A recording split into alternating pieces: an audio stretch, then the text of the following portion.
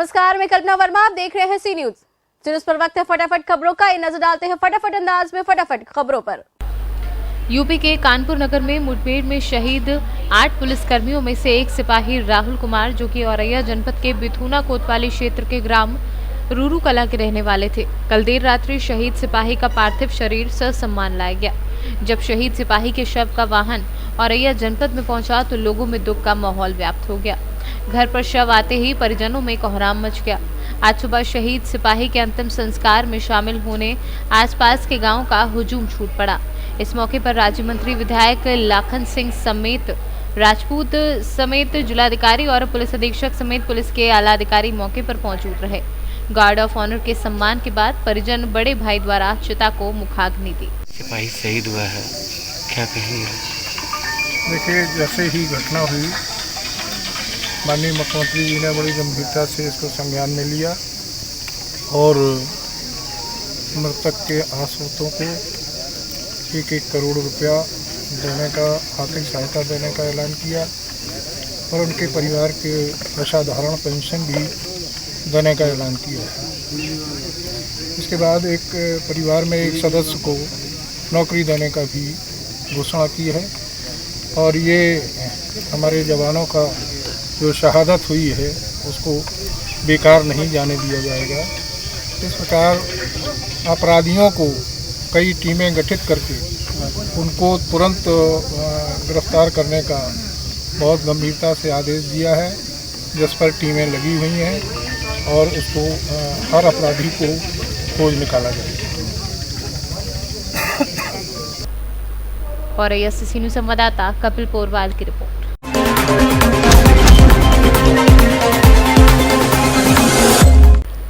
चतरा के रास्ते तस्करी के लिए उड़ीसा से बिहार भेजा जा रहा गांजा का बड़ा खेप चतरा पुलिस ने पकड़ा है। एसपी ऋषभ झा को मिली गुप्त सूचना के आधार पर डीएसपी मुख्यालय वरुण देवगम के नेतृत्व में गठित वशिष्ठ नगर जोरी थाना की विशेष टीम ने वाहन चेकिंग अभियान के दौरान थाना क्षेत्र के NH 99 से करीब 50 लाख रुपए का गांजा पकड़ा। साथ ही तस्करी में प्रयुक्त 407 वाहन व एक मोबाइल के साथ एक तस्कर को भी गिरफ्तार किया है। चतरा पुलिस अधीक्षक महोदय के द्वारा गुप्त सूचना प्राप्त हुई, जिसके आधार पर वशिष्ठ नगर थाना अंतर्गत हमने चेकिंग लगवाया। चेकिंग के दौरान एक गाड़ी 407 नारंगी रंग का, जिसका रजिस्ट्रेशन नंबर UP 50PT 5928 और साथ में उस गाड़ी से बरामद सामान में 700 किलोग्राम गांजा, एक मोबाइल फ़ोन और एक व्यक्ति की गिरफ्तारी हुई है। साथ में एक और आदमी उसमें ड्राइवर भी सवार था, जो पुलिस पार्टी को देखकर अंधेरे का फ़ायदा उठाते हुए वो भाग गया है। बात बाकी इसमें FIR दर्ज करके आगे की कार्रवाई की जा रही है। ये उड़ीसा के बहरामपुर से जैसे सूचना प्राप्त हुआ है, इन लोगों का पूछताछ में हमारे यहाँ उड़ीसा के बहरामपुर से इन्होंने गांजा को वहाँ से लेकर के आया है और आरा बिहार इसको ले जाया जा रहा था। इस बीच में चेकिंग के दौरान ये पकड़ाया गया। चतरा से सी न्यूज़ संवाददाता शाफाद अंसारी की रिपोर्ट।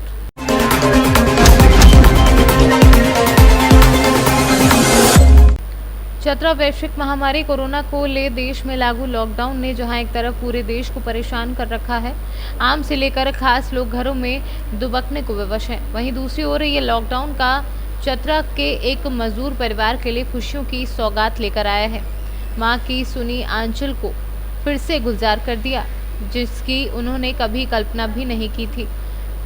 वह ऐसे खुशनसीब माँ बाप हैं कि जिनका 22 साल पहले मर चुका बेटा लॉकडाउन के दौरान घर लौट आया। दरअसल हैरान कर देने वाली ये कहानी चतरा जिले के सलीमपुर गांव की है। यहाँ के रहने वाले मजदूर शराफत अंसारी का बेटा आफ्ताब अंसारी 22 साल पहले अचानक गायब हो गया था, जिसके बाद परिजनों ने काफ़ी खोजबीन की, लेकिन उसका कोई पता नहीं चल पाया। आफ्ताब के 22 साल पहले गुम हो जाने के बाद परिवार वालों ने उसे मृत घोषित कर धार्मिक नियमों के अनुरूप श्राद्ध कर दिया। ऐसे में वही मरा हुआ बेटा जब गांव के कुछ मजदूरों के साथ 22 साल बाद वापस घर पहुंचा तो उसे जिंदा देखकर परिजन हैरान थे। पिता यकीन नहीं कर पा रहे थे कि ये उन्हीं का वही बेटा है जिसका 22 साल पहले उन्होंने मृत घोषित कर अंतिम क्रिया कर दी थी। गांव वाले आफताब को देख हक्के बक्के रह गए। युवक ने बताया कि वह अपने परिवार से नाराज होकर घर छोड़कर चला गया था, जिसके बाद वे केरल में रहकर एक सर्कस में काम करने लगा था। इस दौरान वह कई बार अपना घर लौटना चाहा, लेकिन परिस्थितिवश ना लौट सका और ना ही परिजनों से संपर्क स्थापित कर सका। लेकिन लॉकडाउन हुआ तो मेरे साथ सभी साथी अपने अपने घर चले गए। ऐसे में मैंने भी अपने साथियों से अपना हाल बताया, जिसके बाद स्थानीय पुलिस से संपर्क स्थापित कर उसके दोस्तों ने उसे घर भिजवाने की व्यवस्था की। भरोसा कर दिए हम तो लॉकडाउन में बेटा मिल गया, हमारा बहुत खुशी में हम कि मेरा भाई 22 साल के बाद मिला है। बहुत लॉकडाउन की वजह से एक तरफ से लॉकडाउन हम लोग को बहुत परेशानी भी हुआ है और एक तरफ से इतनी खुशी हुआ कि मेरा भाई 22 साल के बाद मिला है लॉकडाउन के अंदर। इसके वजह से हम बहुत निभारी कर रहे हैं लोगों को कि 22 साल के बाद लॉकडाउन के अंदर मेरा भाई मिला है। केरला में रहते रहते उधर बहुत कोशिश किया आने के लिए, लेकिन आ नहीं पाया। फिर अभी लॉकडाउन में ऐसे एक पटना तरफ का लड़का लोग था, तो बैठे बैठे पहचान हो गया, जान पहचान। तो उन लोग को बताया तो वो 1000 पुलिस ऑफिसर जानने वाला था उसको, तो पुलिस ऑफिसर से वो बात करके फ़ोन नंबर लिया, ऐसे ऐसे करके फिर घर आया। घर आए तो कैसे लग रहा आपको? घर आके बहुत अच्छा लगा, सबसे चाचा वाचा सबसे बात किया तो बहुत खुशी हुआ। माता पिता से हाँ बहुत खुशी, इतना खुशी हुआ। उस दिन बहुत दाद आता था, पहले से बहुत कोशिश किया था आने के लिए, उससे पहले आने के लिए कोशिश खो गए थे बहुत दिन पहले। तब बाद में हमको पता चला कि सलीमपुर गांव का अफ्ताब है। तब लॉकडाउन जैसे लगा तो उसके बाद हमने इनको माता पिता से पता किए, बार बार फिर हमको पास खबर आया कि अफ्ताब मिल थी इस तरह से हैं वहाँ। तो हमने इनको माँ बाप से मिलवाए और माँ बाप से मिल के इतना खुशी है यहाँ के गांव के भी लोग हद से ज़्यादा। चतरा से सीनू संवाददाता शाफाद अंसारी की रिपोर्ट।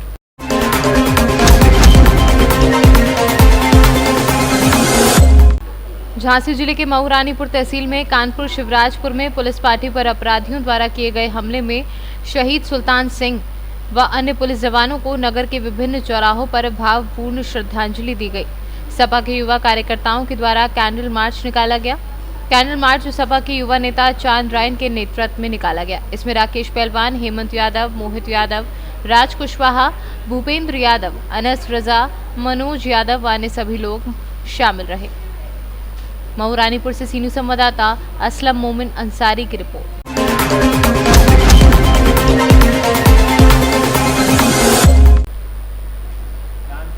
मोतिहारी में रुक रुक कर हो रही बारिश से शहर पानी पानी हो गया। शहर के अधिकांश गली मोहल्ले और सड़कों पर पानी लग गया, जिससे लोगों को आवाजाही में परेशानी का सामना करना पड़ रहा है। शहर के मेन रोड पर जल जमाव के कारण लोग नगर निगम के जल निकासी की व्यवस्था को कोसते रहे।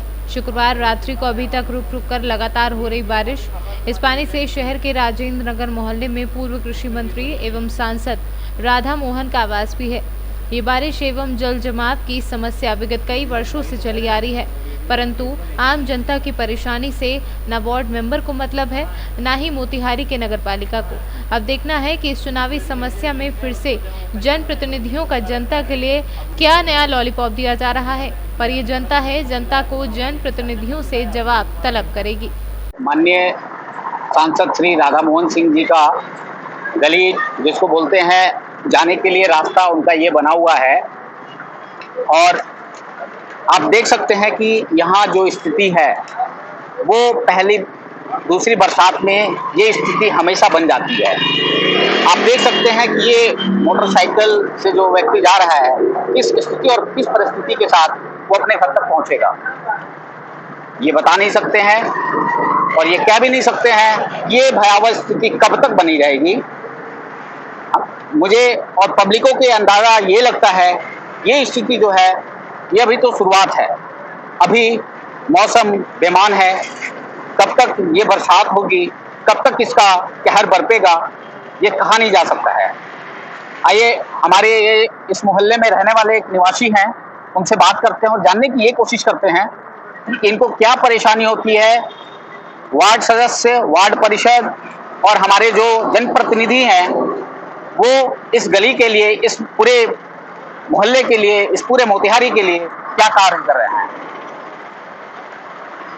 आप इस गली में रहते हैं और क्या परेशानी का सामना कर रहे हैं? हम लोग को रोज थोड़ी सी बारिश होती है तो फिर यहाँ पर चौना भर पानी लग जाता है। बिल्कुल ठीक है, आने जाने में काफी परेशानी होती है।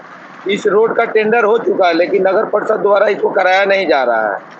क्यों ऐसा नहीं कराया जा रहा है? क्या ऐसी कमियां और खामियां हैं? नगर परिषद का ही लापरवाही है, इसमें तो नगर परिषद की ही लापरवाही है। यहाँ रहमान साहब के गेट से लेके और राजेंद्र नगर वहाँ तक, राधा मोहन सिंह जी के माननीय सांसद जी के घर तक पानी एकदम हमेशा लगी रहती है। आप ये समझ सकते हैं कि हमारे मोतिहारी की स्थिति क्या है। अगर ये स्थिति बनी रही तो मोतिहारी क्या पूरे बिहार प्रदेश में बाढ़ की एक ऐसी भयावह और ऐसी स्थिति और मंजर दिखने को मिलेगी जो आप कभी और कल्पना से परे है लोगों के लिए। मेरे सहयोगी राकेश कुमार के साथ मनीष कुमार, सी न्यूज़, मोतिहारी। मोतिहारी से सी न्यूज़ संवाददाता राकेश कुमार के साथ मनीष कुमार की रिपोर्ट। फटाफट खबरों में इतना ही। बाकी देश और दुनिया से जुड़ी बड़ी खबरें जानने के लिए विजिट करें हमारी वेबसाइट cnewsbharat.com पर और अपडेट रहने के लिए प्ले स्टोर से डाउनलोड करें सी न्यूज़ भारत ऐप। बने रहिए सी न्यूज़ के साथ, हर खबर आपके साथ, आपके हाथ।